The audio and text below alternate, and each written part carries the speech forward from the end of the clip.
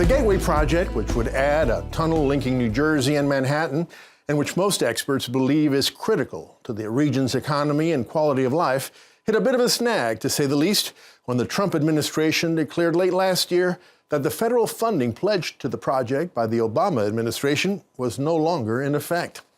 And if that weren't enough, our subway system is in such state of disrepair that the Regional Plan Association, one of the area's oldest and most venerable infrastructure advocacy groups, is actually calling for at least the temporary end of 24-hour subway service, among other things. Joining us now to talk about all that and more is the president of the Regional Plan Association, Tom Wright. Tom, welcome to the program. Thanks very much for having me. So, Tom, let's start with the Gateway Project. What exactly does it entail, and how critical is it for the region's economy and quality of life, something which experts believe it is?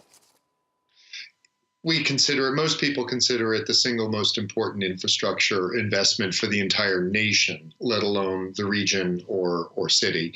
It's the tunnel under the Hudson River, the Northeast Corridor Tunnel that Amtrak owns and operates, is over 100 years old. It moves daily with the tides. It was flooded during Superstorm Sandy. We've known for decades that capacity under the Hudson River was going to need to be increased as the economies of New York and New Jersey, and indeed the entire Northeast, grow. There are over 1 million trips a week now made through those tunnels, and there's no room for any more people and any more trains under them. But since Superstorm Sandy, when the tunnels were flooded, they've started to deteriorate. And Amtrak did a study and looked at them and concluded that they're going to need to take the tunnels out of service for over a year to do major repairs.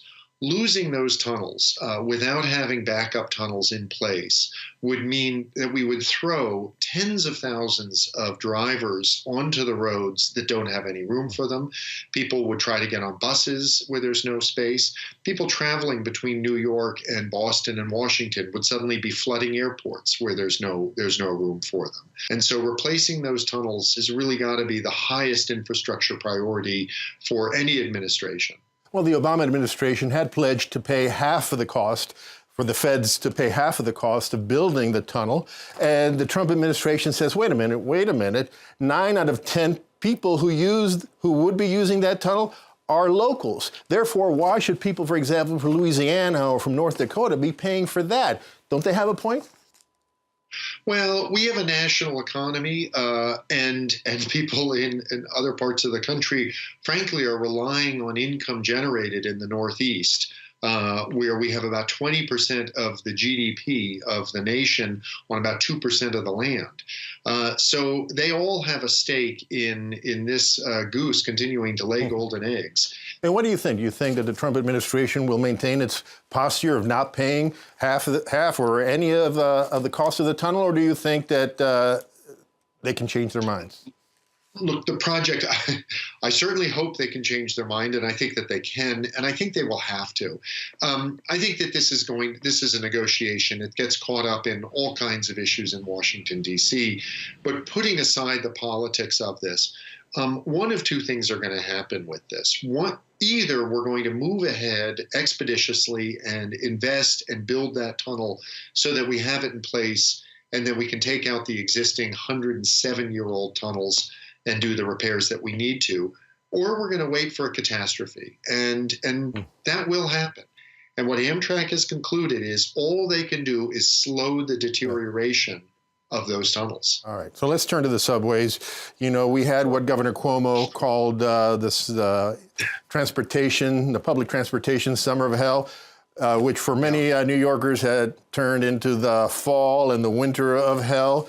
In fact, the situation is so desperate that your organization is now proposing, as I said in the introduction, that something we have to do to save it is to eliminate the 24-hour service. Is that right? Yeah. I mean, are we going to have to amputate this iconic and some people say essential service to save it? Well, let me say first, the only way we grow the economy and we provide affordable housing and we really improve people's lives in the New York metropolitan region, it all depends on the subway system. And what we're doing right now is not working. And I think every rider sees it. The folks at the MTA who are struggling, who work so hard to bring the system back. And I can remember as a kid what it was like in the early 70s riding the subways. And we're not there yet. But just last night, I got delayed for 30 minutes on the Q line, the brand new Second Avenue line. And there we did. We sat for 30 minutes with no announcements, no internet access, no idea what was going on. And so something dramatic has to change. So we called for a couple of different items. And it wasn't just about the 24/7 subway system. It's about providing more revenues to it. And I think Governor Cuomo has opened the door on congestion pricing and charging people to drive into Manhattan. Yeah, State of the State address. He endorsed it once again. Yes, and he has this Fix NYC commission out there that's going to be coming out with its recommendations very, very soon, we expect.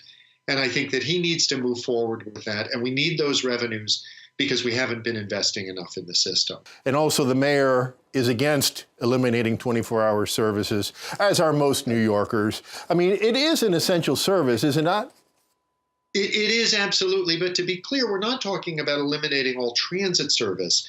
Right now, you get for about 4 hours, 4.5 hours in the middle of the night, you get about 1.5% of the daily ridership of the system.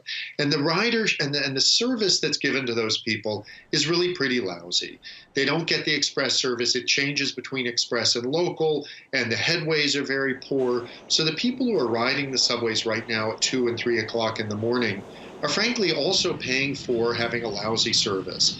And then the other almost 99% of the daily riders who ride the subway between 5 a.m. and midnight, let's say, they're also paying for it because the system isn't being maintained and upgraded the way it would be if they could take parts of it out.